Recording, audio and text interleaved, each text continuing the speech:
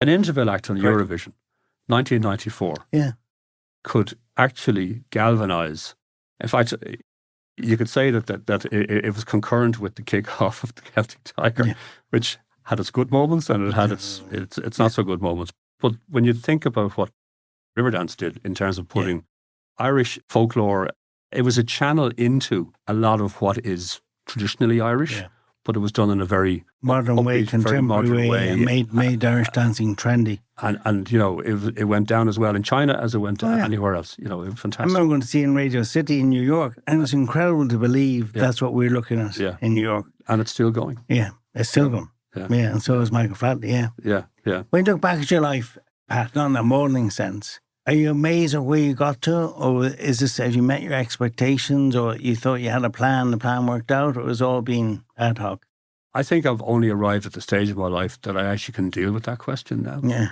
I think anything up to maybe... I ask you because we're not dissimilar in age. Yeah, you come to a point where you can reflect. But I think even if I was facing that question 5 or 6 years ago, you know, I would have hidden behind the excuse of, I don't have time to think about that because it's not over. I'm still driving. I think the stage that I'm at now, I think the learnings from my kids, the joy of having the grandchildren, I think, you know, you get to a stage in life, now I'm looking at it and I'm thinking, when I look back, I think I've actually had a fantastic life. And I don't think that, and maybe it's human nature, but I don't think I appreciated how much of a good life I was really having while I was having it. And I think there's a huge lesson in that. You have to celebrate good moments. Correct. You have to celebrate. I think we all make this same mistake, Pat. And I think we need to recalibrate, I need to anyway, recalibrate my definition and my interpretation of success. What's success? Is it about money?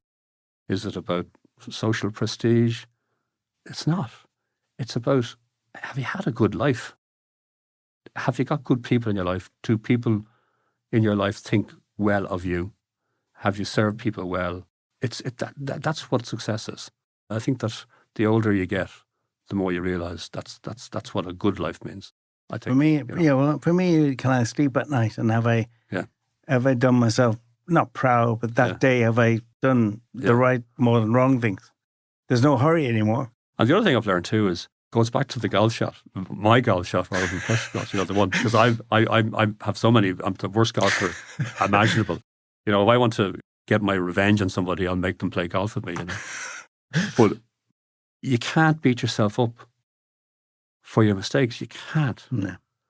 You know, and guilt and regret are two things that just, they carry no value. They weigh you down. They'll eventually kill you.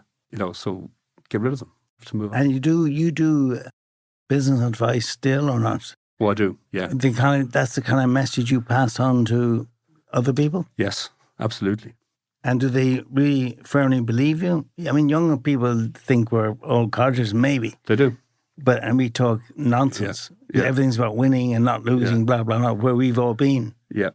And do they listen to you? No, I think you have to be very careful because with After which I'm doing now, I mean, I'm making strategic interventions for people, obviously at their invitation. Yeah.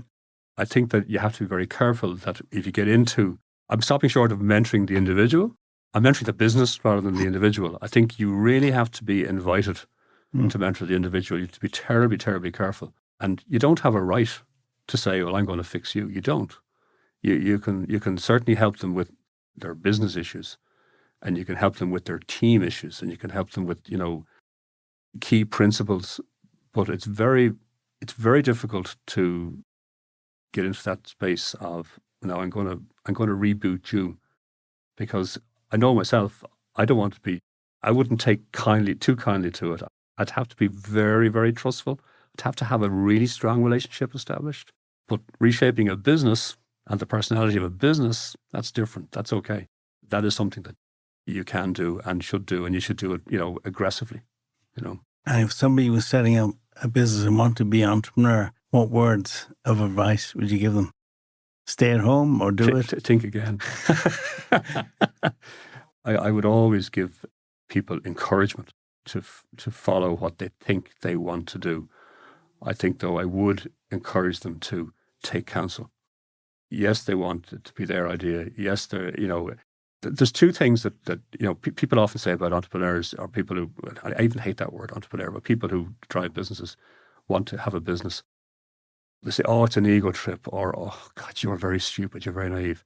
The two things that you actually have to have if you're going to be successful in business is you have to have an ego, and you have to have a fairly good dollop of naivety.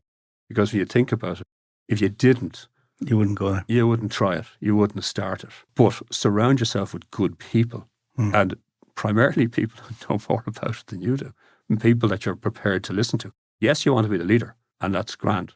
But a good leader is an exceptional listener, and you have to listen.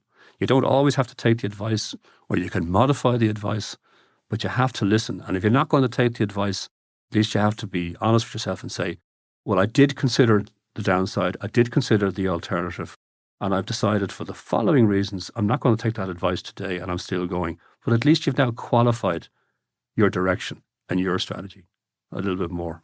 No, I'd always encourage people to have a go, but it's not for everybody.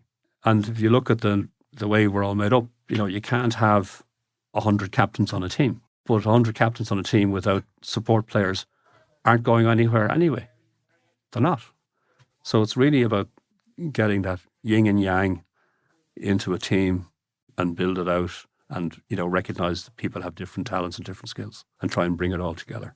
I would encourage people, but I would certainly encourage them to eyes wide open and ears even more open than the eyes. Pat Byrne, thank you very much for joining us today on Iron on Discs. Thank you, Rossa.